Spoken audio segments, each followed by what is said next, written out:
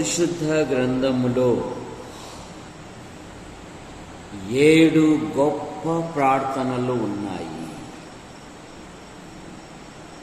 అందులో మొదటి ప్రార్థన 51వ కీర్తన మొదటి వచ్చింది. దేవా, నీ కృప చొప్పున నన్ను కరుణించుము, నీ వాత్సల్య బాహుల్యము చొప్పున నా అతిక్రమములను తుడిచివేయుము. ప్రార్థన చేసుకు. ప్రేమించిన మా తండ్రి, మీ నామాన్ని బట్టి మీకు స్తోత్రములు చెల్లిస్తున్నాం. రాకడ దినములు, అంత్య దినములు, అపాయకరమైన దినాలలో ఈ నెలలో చివరి దినాలకు నడిపించారు. మీకు స్తోత్రం. ఈ వారములో మా పనులలో, ప్రయత్నములలో, సంచారములలో, ప్రతి డ్యూటీలో మీ కృపాక్షేమాలు ఉంచి సజీవుల లెక్కలు చేర్చి యాడికి క్రైస్తవ కూడిక గృహం చేర్చబడిన ప్రతి కుటుంబాన్ని బట్టి మీకు స్తోత్రం. కొందరు ప్రభుత్వ శాఖల్లో, ప్రైవేట్ సంస్థల్లో, మరి కొందరు భిన్న రీతిగా ప్రయాసపడుతూ ప్రతి డ్యూటీలో, ప్రతి పనిలో నిన్ను కాపాడువాడు కొనకడు, నిద్రపోడు అని వాగ్దానం ఇచ్చి కాపాడుతున్న విధానాన్ని బట్టి కూడా పిలుస్తుంది. సంఘ కార్యక్రమాలలో శనివారము విజ్ఞాపన కూడిక మనము సంపూర్ణ భక్తియు మాన్యతయు కలిగి నెమ్మదిగాను సుఖముగాను బ్రతుకు నిమిత్తం అన్నిటికంటే ముఖ్యముగా ప్రధానుల కొరకును, అధికారుల కొరకును, నాయకుల కొరకును, రాజుల కొరకును, ప్రభుత్వ అధికారుల కొరకును ప్రార్థనలు, యాచనలు, విజ్ఞాపనములు చేయతగినవి. ఇవి మంచిది, మన రక్షకుడకు దేవుని దృష్టికి అనుకూలమై ఉంది. ఈ విధంగా నీ సన్నిధిలో చేరి పాటల ద్వారా నేను స్తుతించుటకు, ఘనపరచుటకు, మహిమపరచుటకు మీరిచ్చిన ఈ ధన్యతను బట్టి మీకు స్తోత్రం. మా ఎదురుకు తీసుకొచ్చిన లేఖనాలను విరిచి వడ్డించి మమ్మల్ని తృప్తిపరచు. అంతర శబ్దం ద్వారా ఎందరైతే వింటున్నారో ఆకర్షించమని యేసు ప్రభు నామములో ప్రార్థిస్తున్నాం తండ్రి, ఆమేన్. బైబిల్లో 7 గొప్ప ప్రార్థనలు. అందులో మొదటి ప్రార్థన, నా అతిక్రమములను తుడిచివేయుము. ఎవరు ప్రార్థన చేస్తున్నారు? రాజైన దావీదు, ప్రవక్త అయిన దావీదు, దేవుని హృదయానుసారుడైన దావీదు, దేవుని ఉద్దేశములు నెరవేర్చువాడైన దావీదు, గొర్రెల కాపరి అయిన దావీదు, గాయకుడైన దావీదు. దావీదు మీద అనేక అంశాలు మనకు బైబిల్లో దొరుకుతాయి. దావీదు అనగా ప్రియుడు.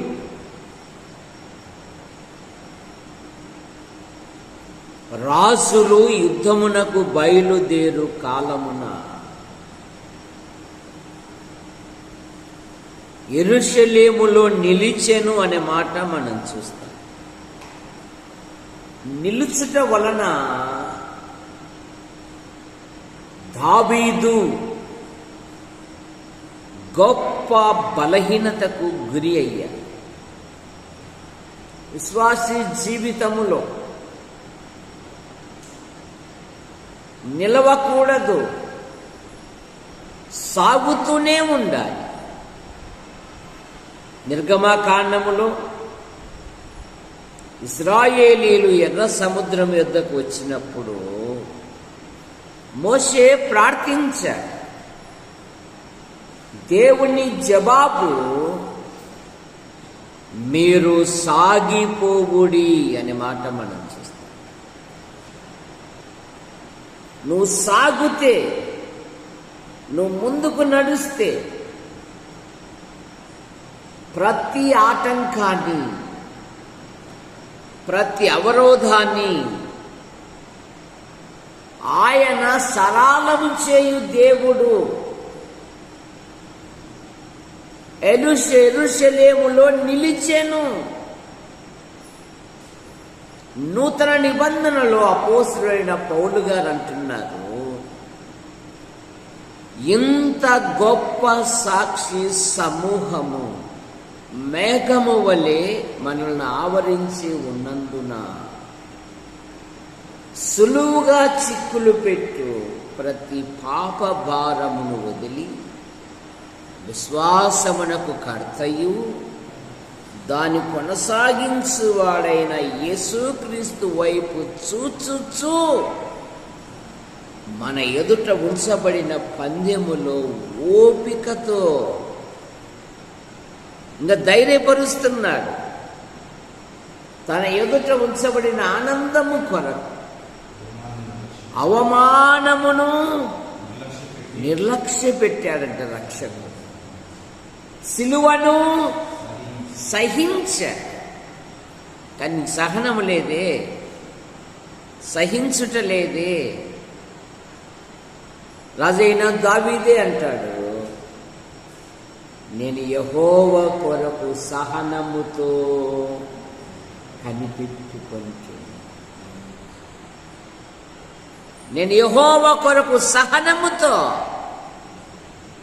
యేసు ప్రభువారు అన్నారు, మీ సహనము సకల జనులకు తెలియపరచు. సాగిపోవాలి, ఆగకూడదు. ఎబ్రీ పత్రిక అంతా ఏమని చెప్తుందంటే, మనము సంపూర్ణమగుటకు సాగిపోదుము. ఎవడైనను వెనక తీసిన ఎడల నా ఆత్మకు సంతోషము. దావీదు యెరూషలేములో నిలిచెను. నిలుచుట వలన ఒక గొప్ప శోధనకు గురి అయిపోయాడు. తన కామ వాంఛ తీర్చుకొనుటకు ఏం చేశాడంటే పిలిపించాడు. ఆమె భర్తను నిర్దాక్షిణ్యంగా చంపించాడు యుద్ధములో.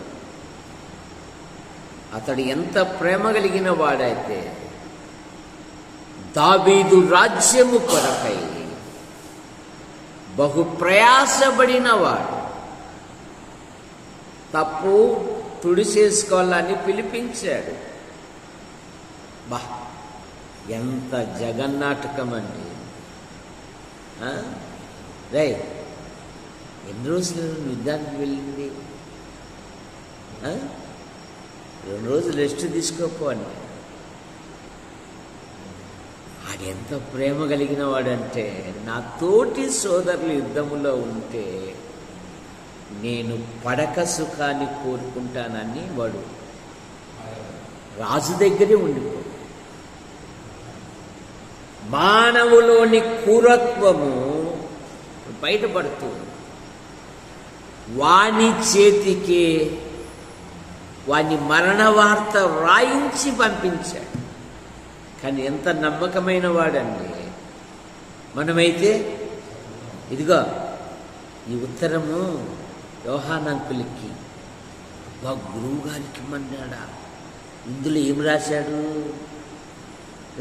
మనదంతా తప్పుల తడిక. వాడు అలాగే పోయి అప్పచెప్పాడండి. అన్యజనులు దేవుని నామమును దూషించుటకు హేతువు కలగజేశాడు దాన్ని. ఇది దేవుని దృష్టిలో దుష్కార్యముగా కనబడింది. ఎంతైనా మహారాజు కదా, ప్రవక్తను పంపాడు. ప్రవక్త గారు ఖచ్చితంగా చెప్పుకోలేక కథ అల్లుకొని పోయారు. రాజుగారు మీ సంస్థానంలో ఒక బీద కుటుంబం ఉంది, వానికి ఒక ఫ్రెండ్ వచ్చాడు, వాని పొట్టేళ్ళలో బలి ఇవ్వకుండా వాడిని మందులో తీసుకొచ్చి బలి ఇచ్చాడు అంటే, ఎవర్రా వాడు చేసినది? అబ్బా బడాయి, ఒక గొర్రెకు బదులు 4 గొర్రెలు ఇవ్వాలి అన్నాడు. రాజా, ఓ రాజా, అది ఎవరో కాదు, నీవే ఆ మనుష్యుడవు. 4 పోగొట్టుకున్నాడు దావీదు. కారణమేమి? దేవుని నామము అన్య జనులలో దూషించబడుటకు హేతువు కలగజేశాడు. జాగ్రత్త, నీ ఆధ్యాత్మిక జీవితములో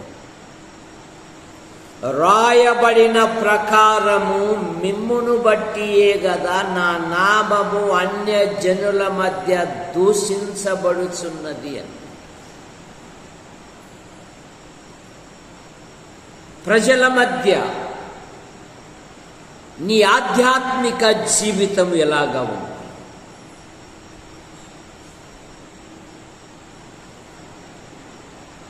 పౌలును గురించి, పౌలు మార్పును బట్టి గలతీ పత్రికలు ఏమంటారంటే,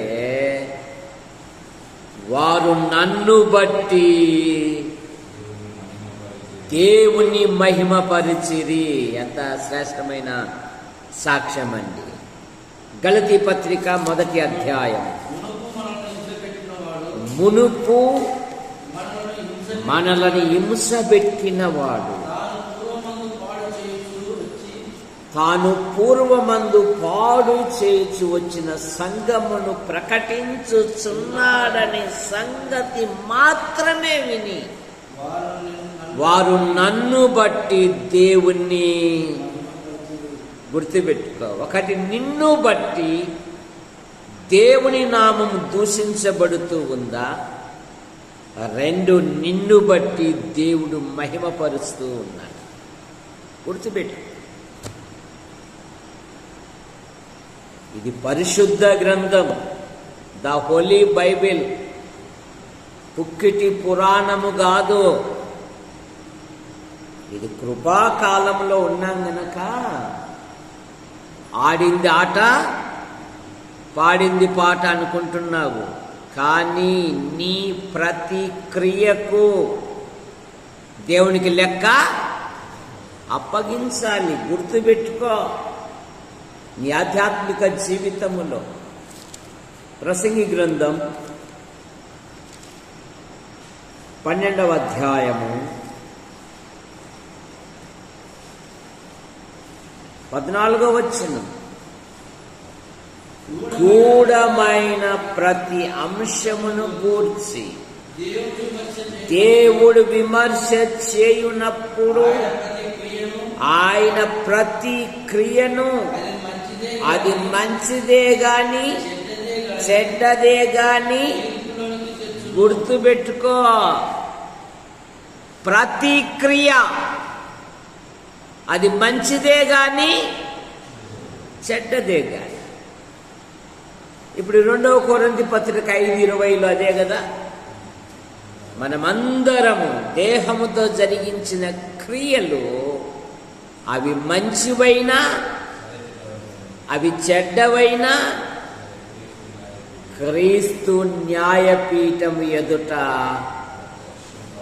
నీవు నేను ప్రత్యక్షము కావాలి. గుర్తుపెట్టుకొని ఆధ్యాత్మిక జీవితములో ప్రతి క్రియ ఆయన తీర్పులోనికి తెస్తాడు. ఆయన రాకడ గురించి అంటే ఏమంటున్నాడు? నేను త్వరగా వచ్చుచున్నాను, ప్రతి వానికి వానికి సిద్ధపరిచిన జీతము నా యొద్ద ఉంది. ఎప్పుడైతే దావీదు వానికి 4 గొర్రెలు ఇవ్వాలి అన్నప్పుడు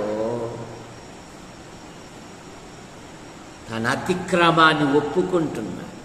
2 సమూయేలు గ్రంథం 12వ అధ్యాయము 13వ వచనం.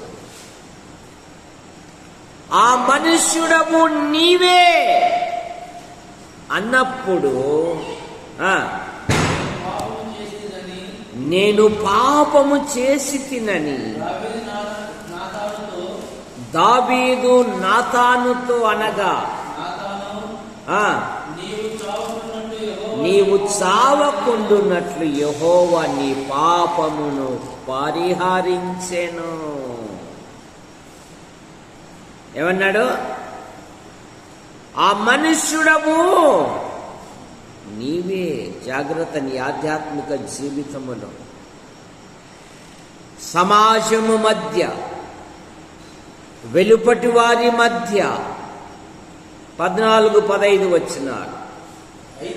ఈ కార్యము వలన యెహోవాను దూషించుటకును ఆయన శత్రువులకు గొప్ప హేతువు కలగజేసేది కనుక నీకు పుట్టిన బిడ్డ నిశ్చయముగా చచ్చునని దావీదుతో చెప్పి తన ఇంటికి వెళ్ళాడు. కారణమేమి? 12వ అధ్యాయం 7వ వచనం. దావీదును చూసి, ఆ మనుష్యుడవు నీవే, అతిక్రమములను దాచిపెట్టువాడు వర్ధిల్లడు, వాటిని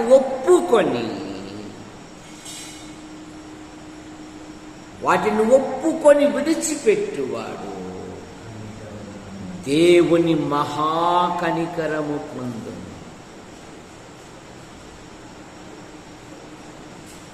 జాగ్రత్త. నీ ఆధ్యాత్మిక జీవితం.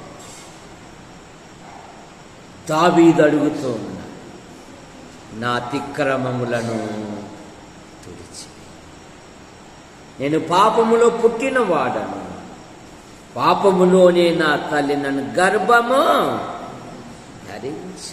విశ్వాసీ జీవితములో దినదినము దేవునికి సమీపించే కొలది నీ అంతరంగములో ఉన్న ప్రతిదీ కడిగి వేసుకో. కోపపడుడు గాని పాపము చేయకుడి. మీ కోపము తెల్లవారు వరకు ఉండాలి అన్నాడా? ఎంతవరకు ఉండాలి అన్నారు రాజయ్య? ఉదయకాలం వరకు ఉండాలన్నాడా? మధ్యాహ్నం కాలం వరకు ఉన్నాడా? ఎట్లా చెప్పు. తప్పట్లు కొట్టండి, బైబిల్ చెప్పినాడు. సూర్యుడు అస్తమించు వరకేనంట, సరే, రాత్రికి ఉండకూడదంట. సరే, ప్రతిరోజు విశ్వాసి దేవుణ్ణి సమీపించుటకు, దేవ ఈ దినయాత్రలో, నా డ్యూటీలో, నా పనులలో, నా ప్రయత్నములలో నీకు ఆయాస్కరమైన మార్గాలు ఏమైనా ఉంటే, నేనేమైనా మాట్లాడి ఉంటే, నేనేమైనా తలంచి ఉంటే క్షమించయ్యా. దినదినము దేవునికి సమీపించే కొలది దేవుడు వాడుకునే అర్హమైన పాత్రగా నీవు ఉండాలి. అడుగుతున్నాడు దావీదు, నా అతిక్రమములను తుడిచివేయి. 32వ కీర్తన 5వ వచనములో యెహోవా సన్నిధిని నా పాపమును ఒప్పుకొందు ననుకొంటిని. నా దోషములు కప్పుకొనక ఒప్పుకొందు ననుకొంటిని అనుకొంటిని. నీవు నా పాప దోషమును పరిహరించి ఉన్నావు. నాడు మానవుడు సరిదిద్దుకోరా అంటే మేమొక్కరేనా? మేమొక్కరమే కనపడినామా? ఇంక లేరా లోకములో? ఇక లేరా సంఘములో? దిద్దుకుండేది పోయి ఏళ్ళు పెట్టి చూపిస్తున్నారు. ఏళ్ళు పెట్టే బ్రతుకు. యేసు ప్రభు ఏమన్నాడు? మొదట ఎదుటివాడి దూలాలు కావాలంట. నా బతుకు సరైనదా? నా సాక్ష్యము సరైనదా? నేను ప్రజల మధ్య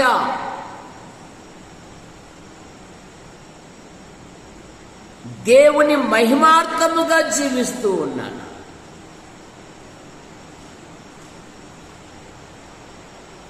సరే, పరిశీలించుకోవాలి విశ్వాసి, పరిశోధించుకోవాలి విశ్వాసి.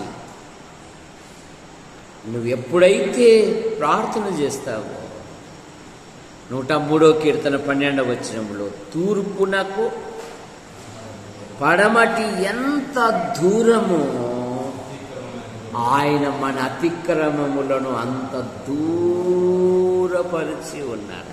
ఒప్పుకుంటే, తప్పుకుంటే కాదు, దాచిపెట్టుకుంటే అంతకంటే కాదు. సరే, ఇక్కడ 4 కుక్కలు ఉంటాయి. కుక్కను మళ్ళీ ఎవడు పొడిచాడో లేకుంటే కుక్కలే గరిచాయో దానికి గాయం ఏర్పడి పురుగులు పడినాయి. చూసారా? ఇందాకే సహోదరులు ఈ పక్క ఆ పక్క గోడంతా కొట్టేసిన ఇదిలిచి బ్లడ్ అంతా ఆ వాసనకు తట్టుకోలేక పాపం కడిగేశారు. సహోదరి కుమారి దార మరియమ్మ. సరే, ఆ పుండు నాకు ఏం చేయాలి? మందు వేస్తే అది బాగుపడుతుంది. నువ్వు అలాగే పెట్టుకుంటే కంపు కొట్టుకొని పోతావు నీ ఆధ్యాత్మిక జీవితంలో. భక్తుడు అడుగుతున్నాడు, నా అతిక్రమములను తుడిచి. గొప్ప ప్రార్థన ఇది. నేను రాసును కదా, నా అహంభావం చూపలేదు, నా బలహీనత ఎత్తి చూపించగలని ధైర్యం నీకుందనలేదు. ఆ మనుష్యుడవు నీవే అన్నప్పుడు నేను పాపము చేసి తిని ఒప్పుకున్నాడు గనుకనే దావీదుని గురించి దేవుడు గొప్ప సాక్ష్యం ఇచ్చాడు. అతడు నా ఇష్టానుసారుడు, నా ఉద్దేశములు. అతని మనసులో ఒక గొప్ప ప్రణాళిక ఉంది దేవుని పట్ల. ఏమండి నాతాన్ గారు, నేనేమో సరంబి వేసిన ఇంట్లో ఉన్నాను, నన్ను పిలిచిన వాడేమో గుడారంలో ఉన్నాడు, ఇది భావ్యం కాదు, దేవునికి ఒక మందిరం నేను కడతానండి అన్నాడు. ఆలోచన మంచిదే కానీ అతని చేతి పనులు సరైనవి. సరే, అతని చేతులు రక్తమూలికించాయి. నేను పరిశుద్ధుణ్ణి. అతడు కట్టకూడదు, అతని గర్భంలో నుండి వచ్చిన కుమారుడు కడతాడు. కానీ నేను ఎప్పుడు అడగలేదు నాకు మందిరం కట్టు అని. అంత మాత్రాన సైలెంట్గా ఉండలేదు. నా కష్ట స్థితిలో సమకూర్చాడు, తన కుమారుని ధైర్యపరిచాడు. దేవుడు సైలెంట్ ఉండమన్నాడు, నేను సైలెంట్గా ఉంటాను అని అనలే దావీదు. సమకూర్చాడా? సమకూర్చలేదా? నా కష్టస్థితిలో అంటాడు. కనుక మొదటి యోహాను పత్రిక 1వ అధ్యాయం, మన పాపములు మనం ఒప్పుకొనిన యెడల ఆయన నమ్మదగినవాడు, సమస్త దుర్నీతి నుండి మనల్ని పవిత్రులుగా చేయి. రెండవ ప్రార్థన మత్తయి సువార్త 14వ అధ్యాయము 30 వచనం. పేతురు యేసు ప్రభు వైపు చూచు వరకు భూమి మీద నడిచినట్టు సముద్రపు అలలలో నడుస్తున్నాడు, నీళ్ళ మీద నడుస్తూ. ఎప్పుడైతే గాలిని చూసి మునిగిపోసాగాడో వెంటనే కేక వేశాడు. 14:30 ప్రభువా గాలిని చూసి భయపడి మునిగిపోయి సాగి, ప్రభువా నన్ను రక్షించుము. ఎప్పుడన్నా ప్రార్థన చేసేవా? ప్రభువా నా ఆధ్యాత్మిక జీవితంలో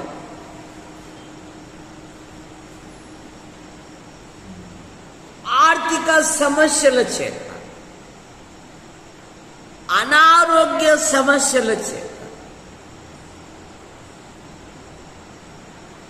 వెలుపట లోపట కుటుంబ సభ్యుల చేత, అటు భర్త చేత, అటు భార్య చేత, అటు పిల్లల చేత నేను ఎన్నో సమస్యలకు గురి అవుతున్నానయ్యా, నన్ను రక్షించు, నా కుటుంబాన్ని రక్షించు, నా భర్తను రక్షించు, నా భార్యను రక్షించు, నా పిల్లలను రక్షించు. తొందరపాటుతో లక్షల రూపాయలు అప్పు చేశాను, కట్టుటకు సహాయం దయచేయి. యేసుప్రభు ఏమన్నాడు? ఒకడు ఇల్లు కట్టడానికి మొదలు పెడితే వాని దగ్గర లెక్క చూసుకొని ప్రారంభించి అది శిథిలాల వరకు అలాగే ఉందనుకో, జనం ఏమంటారు? ఉండేది 4 అడుగులు లేడి గంధం దేవదానం అనేవాడు, వీని బడాయి, అది తుప్పు పట్టిపోతుంది, కట్టను కూడా కట్టలేదు అని సమాజం ఏం చేస్తుంది? ఎగతాళి చేస్తుంది. ఆ సామర్థ్యం నాకుందా లేదా? దేవాన్ని కృపను దయచేయి, నన్ను రక్షించు ఈ సమస్యల నుండి. ఈ హైటెక్ యుగంలో ఈ మొబైల్ ఫోన్ వచ్చినాక దైవిక వాతావరణము అనేక కుటుంబాలలో ఉండడము లేదు. సరే, మా చిన్నప్పుడు మేమంతా కృష్ణాయిల బుట్టి, లాంతరు కూడా ఆ దినాలలో కాస్త సంపన్నులకే. అది కూడా ఎట్లాగా లాంతరు? అబ్బా, మొదట బూడిదేసి కడిగి మళ్ళా 2 సబ్బేసి కడిగి మళ్ళా కడిగి. మాకు ఆ స్థాయి లేదు, కృష్ణాయిల బుడ్డే. ఆ బుడ్డికి ఇంత రంధ్రం పెట్టి కాటన్ గుడ్డ పెట్టి నాకెంత ఒళ్ళు బరువు అంటే ప్రతిరోజు ఆ ఒత్తిని ఏం చేయాల? తీసేసి మళ్ళీ లాగి వెలిగిస్తే వెలుతురు ఎక్కువ వస్తుంది. నేను అట్లా కాదు, అట్లే వెలిగించి పెడతా. ఏమిరా నీ గోడా బచ్చి అంతరా, కనీసం ఒత్తిన్న అట్లా అనడానికి కూడా సమయం లేదని మా అమ్మకి ఇచ్చేది. ఎందుకంటే మా ఇంట్లో ఆడపిల్లలు లేదు కదా. సరే ఒకసారి దేశాలు కడగమంటే ఊరికట్లా నీళ్ళల్లో అట్లా అనేసి అట్లే కడిగేవాడు, వండేవాడు. మా అమ్మని పొద్దున్న సర్ది తీసుకునే వాళ్ళ అన్నమంతా పాసిపోయింది. ఏరా దేశాలు కడిగి ఎందుకు ఇబ్బంది అయిందిరా నీకు కానీ. ఆ దినాలలో నైనా అన్నం రెడీ అయింది, మనం ప్రార్థన చేసుకుందాం రా అని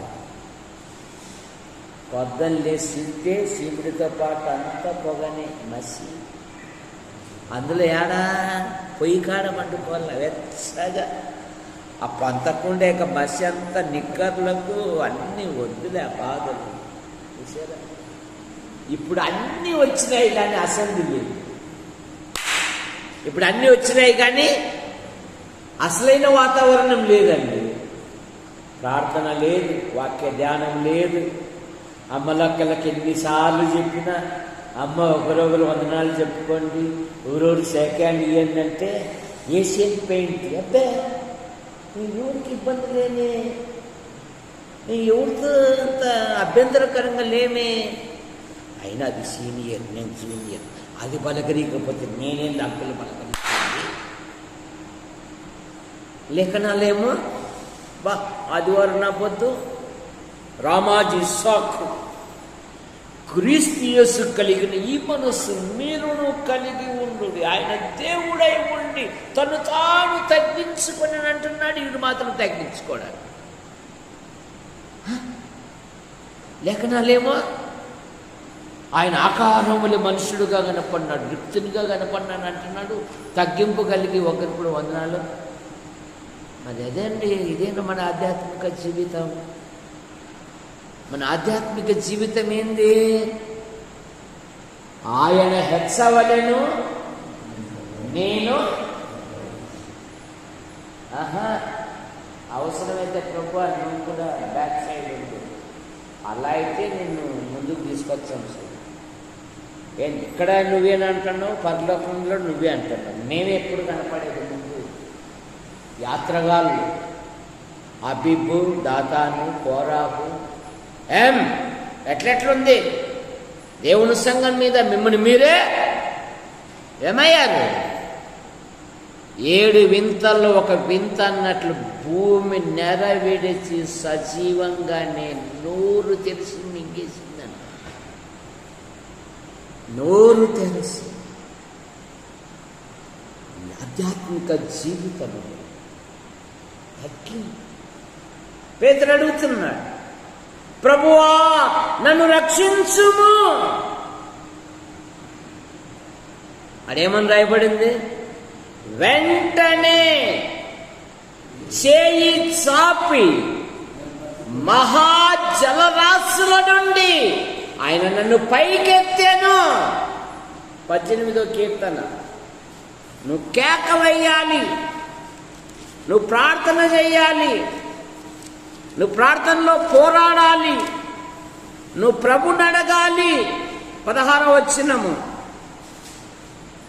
18, 16 ఉన్నత స్థలముల నుండి చేయి చాపి ఆయన నన్ను పట్టుకొనెను, నన్ను పట్టుకొని మహాజలరాశుల నుండి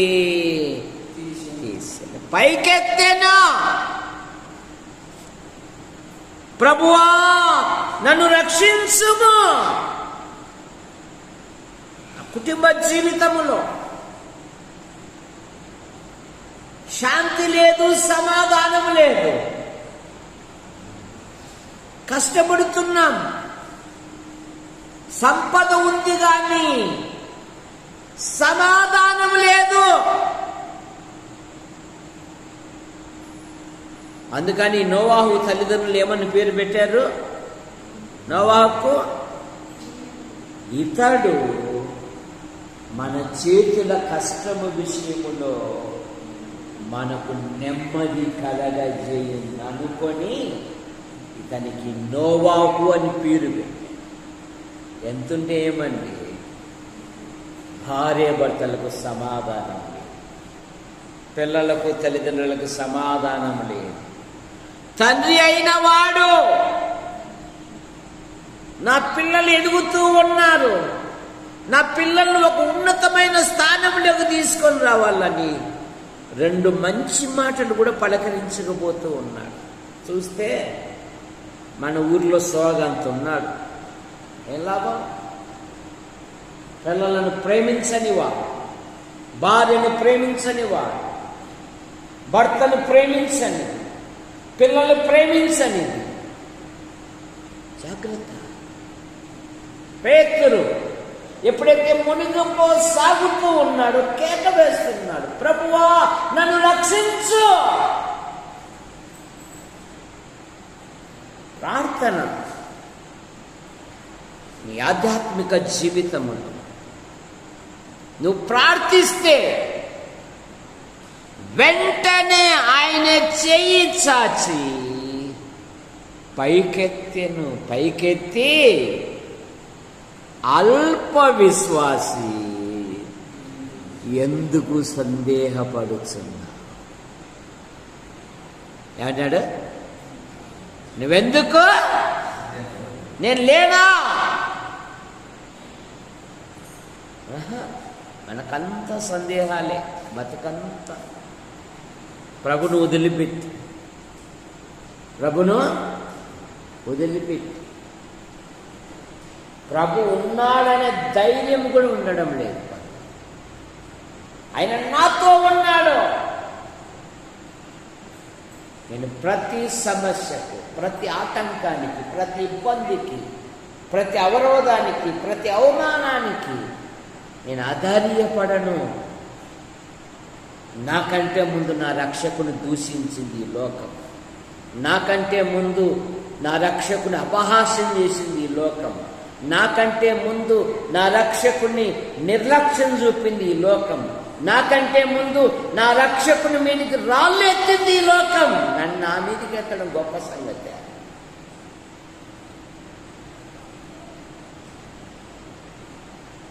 అని దావీదు వలె ధైర్యం తెచ్చుకోవాలి. సాగివండ శ్వేత వెంబడించారు ఆహారం లేనప్పుడు దావీదును. 30 అధ్యాయంలో భార్య పిల్లలు శత్రువులు దోచుకొని పోతే, కొడకా నిన్ను వెంబడిస్తే ఇదే మా గతి, తీసుకురా తల ఒక రాయి అన్నారు. దావీదు తన దేవుడైన యెహోవాను బట్టి ధైర్యమా, అంతే విశ్వాసి. కుటుంబంలో ఎన్ని శ్రమలు ఉన్నాయి, ఎన్ని బాధలు ఉన్నాయి, ఎన్ని ఇరుకులు ఉన్నాయి, ఎన్ని ఇబ్బందులు ఉన్నాయి, ఎంత అసమాధానం ఉన్నాయి, ఎవరు పలకరించకపోయినా, శరీరం సహకరించకపోయినా కూడా అన్నా వలే దేవుని మందిరముని విడిచిపెట్టకూడదు.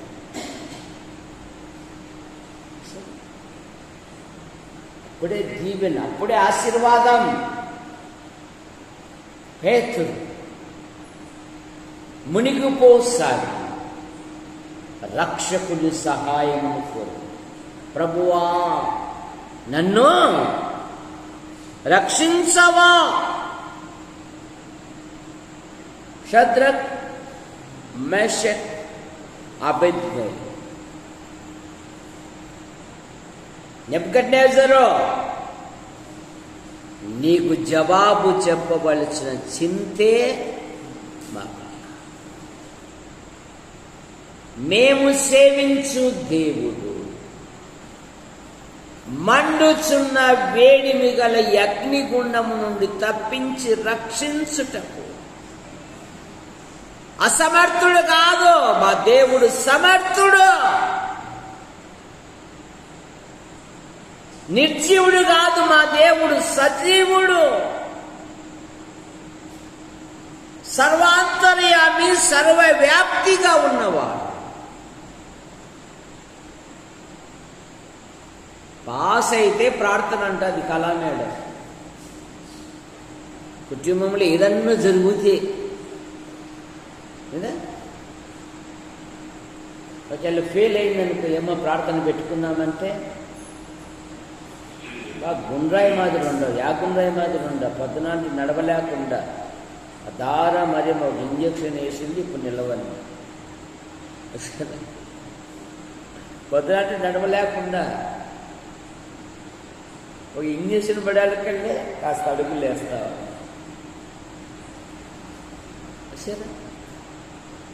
రక్షించినా రక్షింపకపోయినా నా చేతిలో నుండి విడిపించు దేవుడు ఎక్కడ అన్న నోటితోనే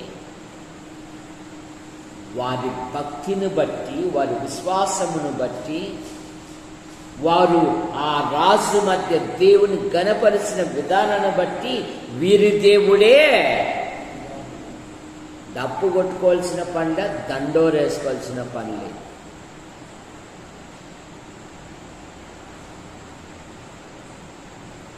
తన దాసులను ఆశ్రయించిన వారిని రక్షించెను. దానియేలు గ్రంథం 3వ అధ్యాయం 28వ వచనం.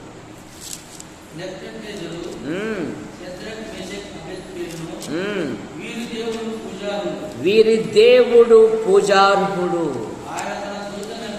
ఆయన తన దూతను పంపి తన్నాశ్రయించిన తన దాసులను నువ్వు దేవుని ఆశ్రయించాలి, నువ్వు ప్రభువును ఆశ్రయించాలి, నువ్వు ప్రభు వైపు చూడాలి. వీరి దేవుడే పూజార్హుడు.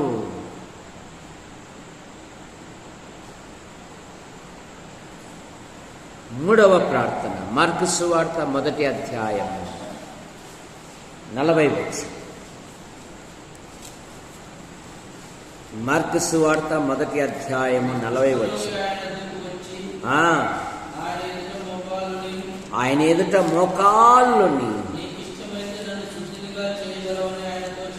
ప్రభువా నీకిష్టమైతే నన్ను శుద్ధునిగా చేయగలవని చెప్పి ఆయనను వేడుకొనగా, ఒక కుష్ఠరోగి ఆయన యొద్దకు వచ్చి ఆయన ఎదుట మోకాళ్ళుని, నీకిష్టమైతే నన్ను శుద్ధునిగా చేయగలవని ఆయనతో చెప్పి ఆయనను వేడుకొనగా, ఆయన కనికరపడి చెయ్యి చాపి వాని ముట్టి, నాకిష్టమే, నువ్వు శుద్ధుడు కమ్మని వానితో చెప్పగా, వెంటనే కుష్ఠరోగము వానిని విడిచిను గనక వాడు శుద్ధుడాయను.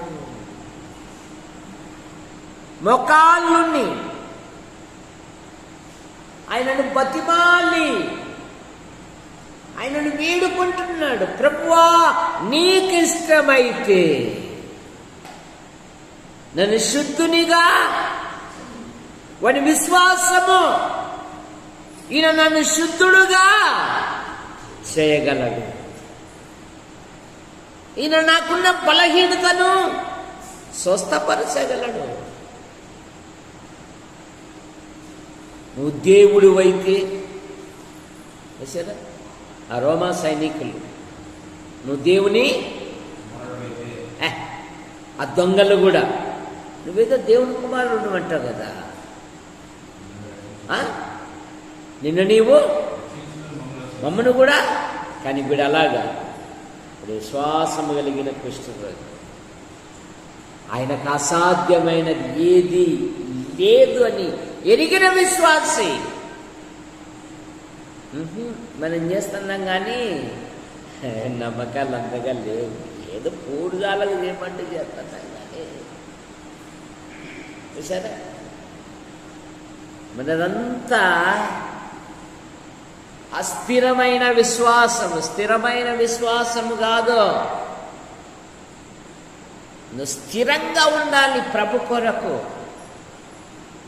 ఎన్ని శ్రమలు వచ్చినా, ఎన్ని బాధలు వచ్చినా, ఎన్ని ఇరుకులు వచ్చినా, ఎన్ని అపవాదులు వచ్చినా, ఎంత అవహేళన వచ్చినా కూడా, లెక్కలేని సమస్యలు వచ్చినా కూడా ధైర్యముతో నువ్వు ఆయన కొరకు నిలబడాలి. ప్రార్థన గ్రంథంలో అదే కదా చెప్తుంది. ఇందులో పరిశుద్ధుల ఓర్పు కనబడును. మీకు ఊరిమి అవసరమై ఉంది. ఊరిమితో ఉండాలి. ఉరిమేది వారుగా ఉండకూడదు. మన అట్లా కాదు, చేస్తానే బల్బు వెలిగినట్లుగా అట్లంటే చాలు పడిపోవాల.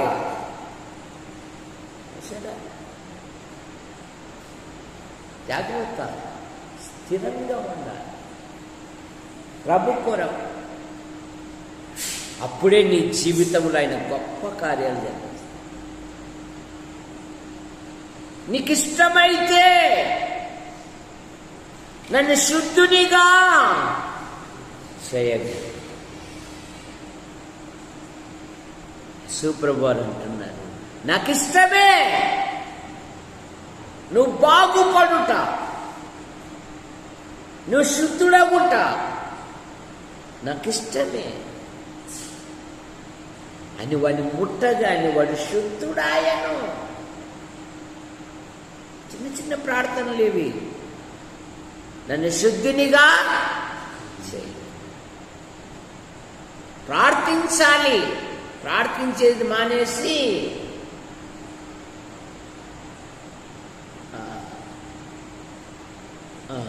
పోతాను.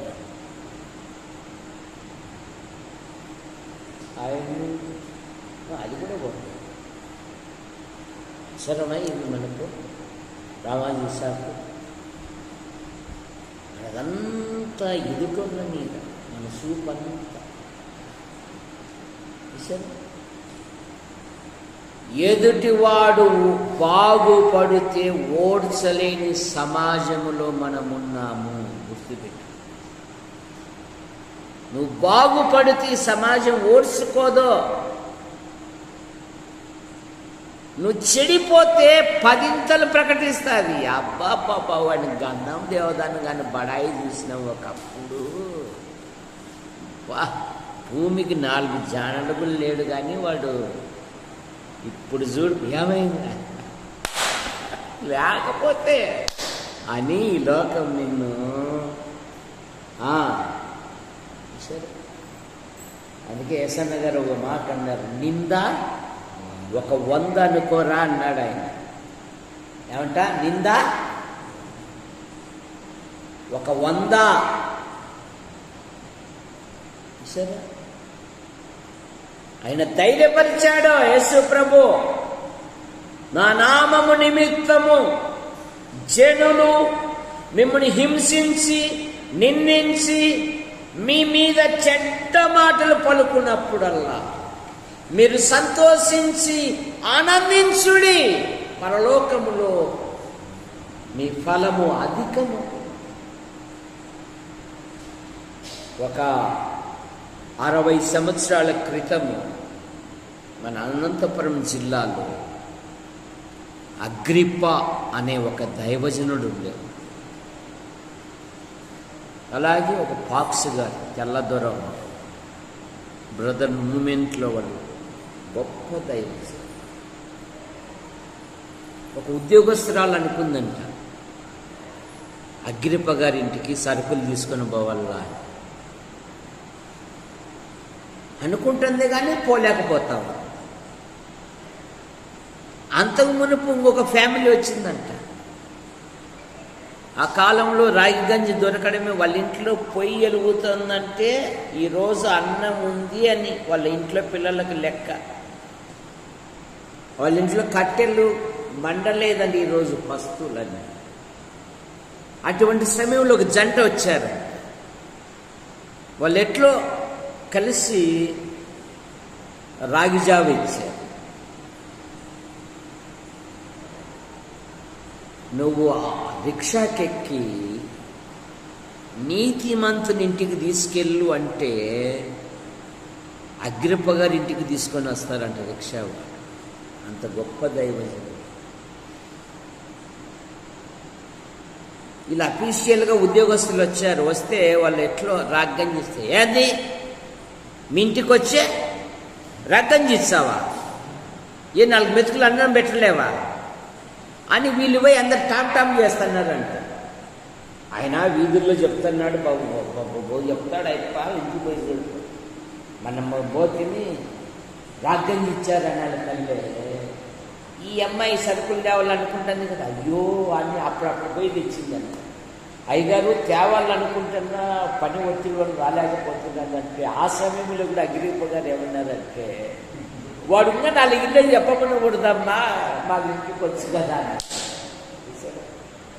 వాళ్ళు ఎంత నీతిమంతులంటే ఒకరోజు ఆహారం లేదు, ఇళ్ళకి మధ్య కాంపౌండ్ గోడ ఉంటుంది కదా, ఆ కాంపౌండ్ గోడలో ఒక పందికొక్కు తవ్వి అవతల వాళ్ళ కళ్ళంలో నుండి 5 కేజీల రాగులు వాళ్ళ ఇంటికి పంపించారు. ఇవి వచ్చేసినాయి. వాళ్ళు అది చేరుకొని ఆ రైతుకు పోయి ఇచ్చారంట. ఏమంటే ఇంకా వాళ్ళు తినేకి లేదు ఆ ఇంట్లో. ఏమంటే మీ రాగులు పందికొక్కు తవ్వి మా ఇంట్లో వేసేయండి అని ఎత్తుకుపోయి ఇస్తే వాళ్ళు అన్నారంట, ఈ మాయ కాదు నీవే, మీరు దిగుపోయినట్టు అక్కడ అన్నం వండుకుంది. వారి అల్లుడు సౌలయ్య గారని కలెక్టర్ ఆఫీసులో గొప్ప సేవ చేశారు. నేను అప్పుడు బుక్ షాప్ పెట్టేవాడు. ఆయన నా కోసం వచ్చేవాడు. దానం నేను ఎందుకు వస్తున్నాను తెలుసా, బుక్కుల కోసం బట్టి అక్కడ వీడియో కూర్చోవాలి, నేను బయటకు ఇంటికి వచ్చేవాడు. ఆయన ట్రెజరీ ఆఫీసర్. ఆయన జీప్ ఉన్నా కూడా నడుచుకుంటూ వెళ్ళేవారు. 2 మున్సిపాలిటీ పైపులు ఉన్నాయి. అప్పుడు తాడిపత్రి రైల్వే స్టేషన్ మందిరంలో అంకుల్ ఈ పైపులు ఉన్నాయి కదా, అక్కడ ఓరింగ్ ఎప్పిస్తున్నాను తీసుకుపోతానంటే, దేవదానము మున్సిపాలిటీ వాళ్ళు ఏడు పెట్టినారయ్యా, నువ్వు మున్సిపాలిటీ లెక్క చెప్తావంటే తీసుకొని పోండి. వాళ్ళు ఎప్పుడో సరే ఏమో వాళ్ళు వచ్చి అడిగినారు, ముందుగా లెక్క చెప్తారు, దానికి దాన్ని. అలా మామ ఎలాగనో సౌలయ్య అనేటైనా కూడా అలా గొప్ప సాక్ష్యం. సాయినగర్లో స్టేట్ బ్యాంక్ పక్కన బైబిల్ స్కూల్ అని ఉంది ఇప్పటికీ. వాళ్ళ అల్లుడు అంటే వాళ్ళ మునిమనవడు దేవసాయం గారని ఉన్నారు టీచర్. నీతిమంతులు వారి ఆధ్యాత్మిక జీవితములు ఎన్ని బాధలతో ఉన్నా వారు ప్రభును కనపరిచారు, వారు ప్రభును మహిమపరిచారు. అందుకనే ఆ నీతిమంతుల యొక్క త్యాగం ఇప్పటికీ ప్రపంచవ్యాప్తంగా జ్ఞాపకం చేసుకుంటూ ఉంది. ఇదిగో అడుగుతున్నాడు ఈ కుష్ఠరోగి, నన్ను శుద్ధినిగా చేయ. రక్షకుడు అన్నాడు, నాకిష్టమే, నువ్వు శుద్ధుడవు. సహోదరులారా, ఈ దినం శనివారము విజ్ఞాపన ప్రార్థన. మీ ప్రార్థన అవసరతలు, మీ వ్యక్తిగత విషయాలు ఏవైనా ఉంటే తెలియజేయండి. సంఘము ప్రార్థించుటకు సంసిద్ధముగా ఉంటుంది.